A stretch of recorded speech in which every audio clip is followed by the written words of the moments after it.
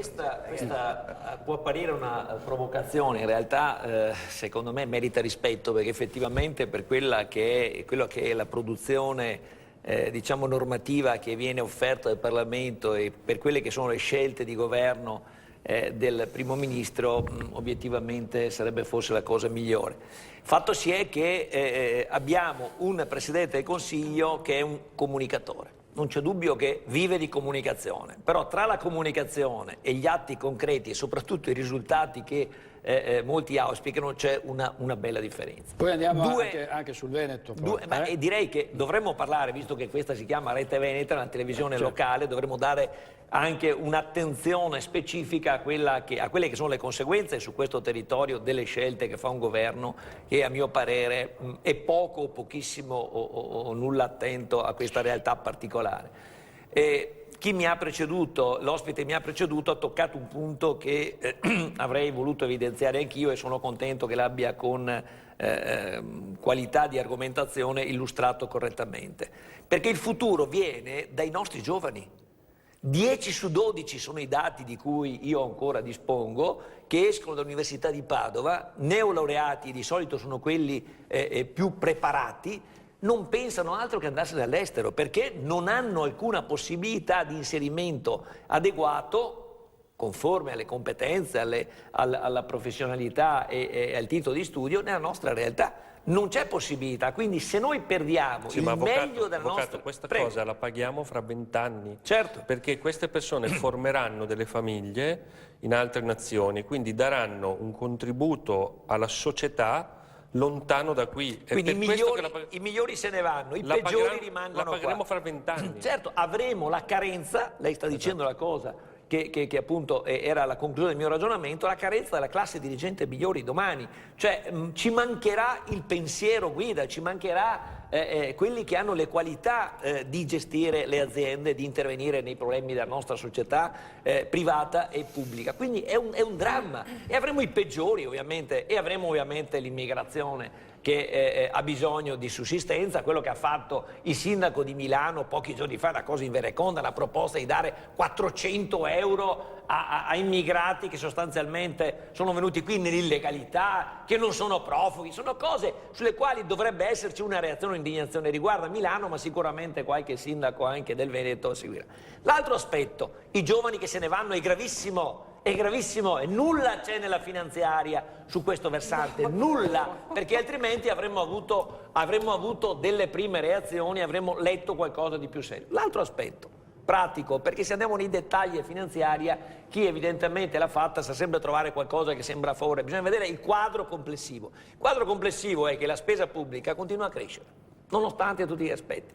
E la proposta Cottarelli, che è l'ultimo dei grandi manager esperti, che è stato chiamato da Renzi a dire dove tagliare e come tagliare, è stata definitivamente archiviata. Ha scritto un bel libro, Cottarelli, dove dice: io ho dato le idee, ho suggerito cosa fare, però pare che non sia possibile, quantomeno immediatamente, che non ci dicono mica di no, ci dicono immediatamente non è possibile, dovremmo programmare interventi mirati, graduati nel tempo. In realtà non si vuole fare assolutamente nulla, perché non ci sarebbe un aumento del debito pubblico ai valori che abbiamo. Se il dato conclusivo e complessivo è questo, aumento del debito pubblico, incapacità di fare la spending review, il taglio delle spese, vuol dire che questo governo è un governo di chiacchieroni, bisogna dirlo, spero che questo non sia offensivo in senso politico, di persone che ci dicono ogni giorno che le cose vanno bene, quando invece la realtà è drammatica. Non veniamo a enfatizzare il minimo intervento sul patto di stabilità che libera qualche risorsa che è già dei comuni ma che non possono utilizzare. Cosa mi interessa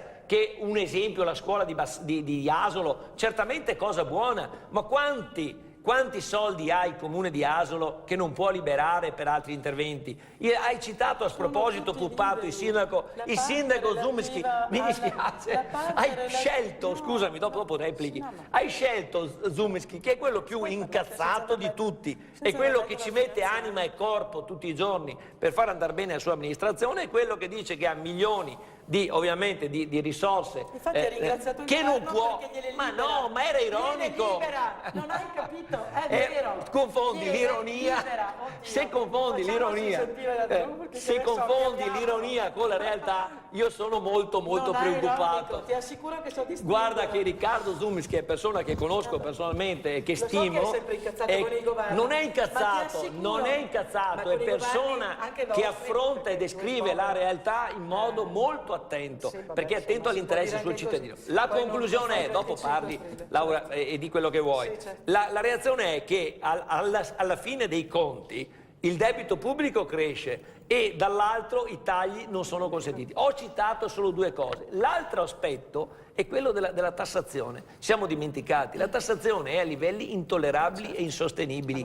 Se tu dici che va bene questo livello di tassazione che ci dà 25 punti di distacco rispetto alla media europea, io penso che i cittadini possano giudicare da soli. Che abbiate altre ragioni, ovviamente politiche, intanto bisognerebbe che Renzi fosse legittimato da un voto popolare, e cosa che non è. Qua la democrazia è grandemente in crisi. Questo è stato per una serie di tarocchi politici, perché in realtà se andiamo a vedere i numeri assoluti, i 5 Stelle venivano prima del PD, o no? O no? A me i 5 Stelle stanno simpatici solo per certi aspetti, perché danno un senso, una indicazione etica e di moralità per certi versi. Adesso li state dipingendo con i servizi televisivi pubblici come il pericolo. In realtà stanno facendo, anche se rappresentano una posizione politica nettamente diversa dalla nostra, tranne il fatto che sono a favore dell'autodeterminazione. Voi per esempio siete contrari anche a questo, perché il governo Renzi, che ha impugnato una legge sul diritto di voto dei veneti, non dovreste provare un po' di vergogna